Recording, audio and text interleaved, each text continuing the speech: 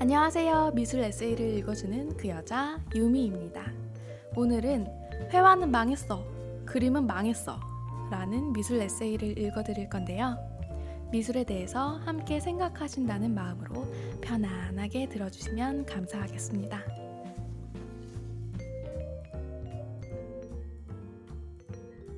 마르셀 듀샹은 1912년 항공 박람회를 관람하고 난 후 친구에게 이와 같은 말을 했다고 전해집니다. 이제 회화는 망했어. 누가 저 프로펠러보다 더 멋진 걸 만들 수 있겠어? 라는 그 뜻이 무엇인지 은근한 궁금증을 유발하는 말이죠. 오늘은 이런 궁금증이 유발되는 마르셀 듀샹의 말의 의미에 대해서 파헤쳐 보려고 합니다. 사실 회화보다 더 멋진 프로펠러라니 그 말뜻을 알아서 뭐하나 라는 생각이 드는 것도 사실이지만 어쩌면 이 말은 마르셀 듀샹이 현대미술의 3대 거장이라고 불리게 된 계기를 잘 설명해 주는 말이기도 하죠. 사실 약 100년이 지난 지금 그가 말했던 회화는 망했어 라는 말을 간단하게 생각해 보자면 회화, 그림이라는 미술 분야는 전혀 망하지 않았습니다. 오히려 100년이 지난 지금의 미술 시장에서 가장 많은 거래량과 함께 매년 미술 역사상 최고 가격을 갱신하고 있는 미술 분야가 바로 회화라는 분야입니다.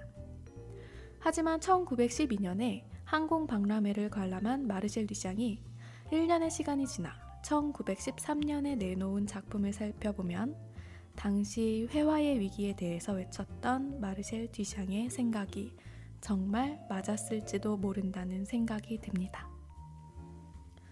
자전거 바퀴라는 작품이 바로 마르셀 듀샹이 항공 박람회를 관람한 지 1년 만에 제작한 작품입니다. 인류 최초로 누구나 상점에서 구매할 수 있는 기성품을 재료로 만들어진 작품이죠. 자전거 바퀴를 의자에 거꾸로 달아놓은 참 오묘한 모습인데 기분 탓인지 은근히도 비행기의 프로펠러와 닮은 듯한 느낌입니다.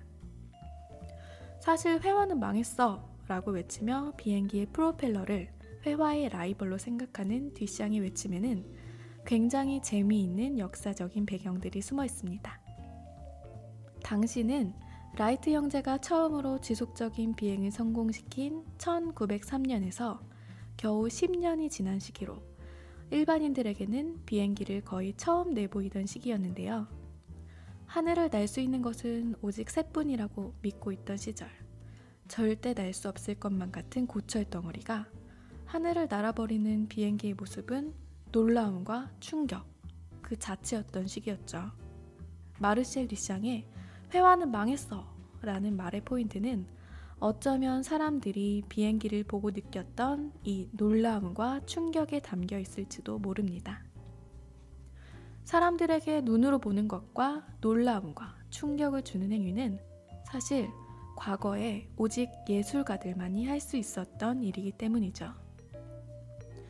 과학이라는 분야는 1800년대를 지나면서 급격하고 눈부신 발전을 일궈냅니다.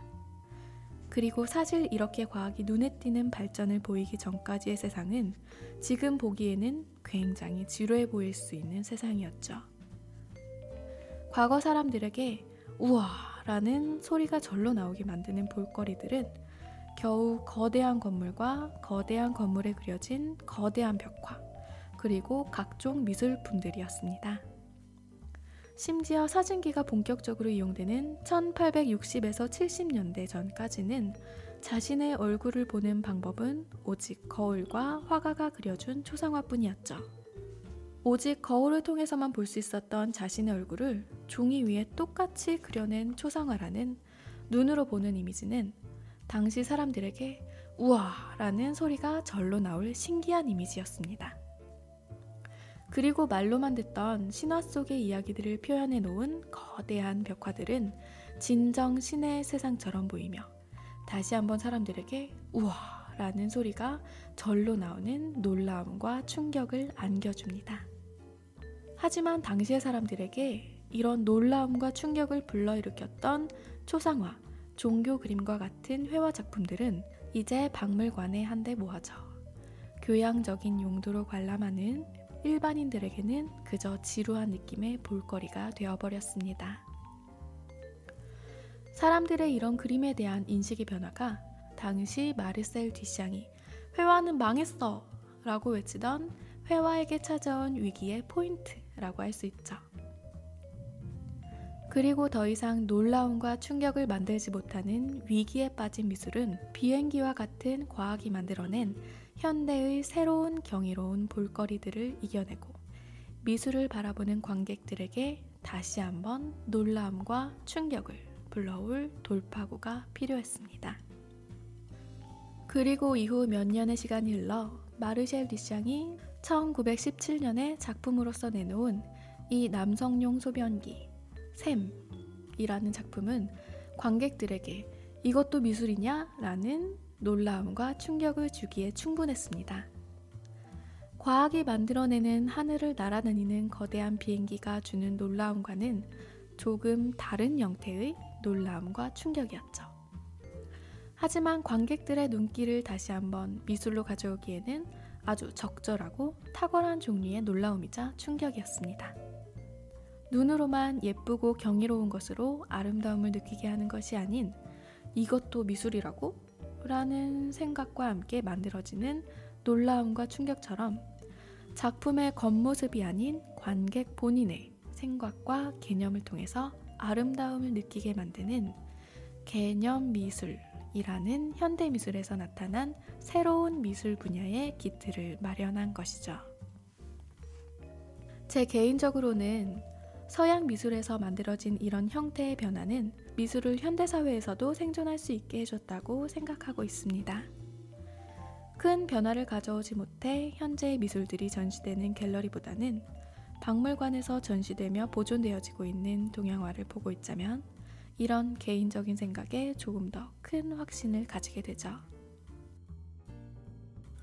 물론 동양화는 현대에도 거래되고 있고 전시도 되어지고 있으니 아직 생존해 있는 미술의 분야는 맞습니다. 어쨌든 이렇게 회화는 망했어 라고 외치던 듀샹의 말과는 다르게 회화는 지금 이 시간까지도 전혀 망하지 않았습니다. 오히려 가장 높은 거래량과 가격, 전시량을 가진 가장 빠르게 흐르고 있는 미술의 분야라고 할 수 있죠. 하지만 만약 듀샹을 비롯한 당시의 미술가들이 변기통을 미술 작품으로 내놓아 버리는 이런 시도가 없었다면 그림은 과거 한 시대의 문화로서 시대별로 정리된 고전과 고대의 공예품들과 같은 모습으로 박물관에서나 볼 수 있는 유물이 되었을지도 모릅니다. 시대적인 변화에 맞춰서 변화하지 못한다면 현재의 일상에서 순식간에 사라져버리는 문화라는 아주 잔인한 역사의 결과물이라고 할 수 있을까요?